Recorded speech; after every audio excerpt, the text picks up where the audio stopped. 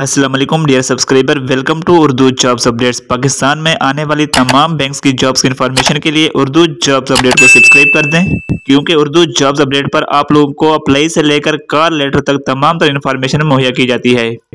Dear subscriber, उन तमाम subscriber के लिए बहुत ही बड़ी अपडेट आ चुकी है कि जिन्होंने मेज़ान बैंक में BSO पे रिसेंटली अप्लाई किया था, यानी कि कैशियर की जॉब पे अप्लाई किया था, उनको मेज़ान बैंक की तरफ से SMS आना शुरू हो चुके हैं। ये आप लोग स्क्रीन पर देख सकते हैं, BSO के SMS आ चुके हैं।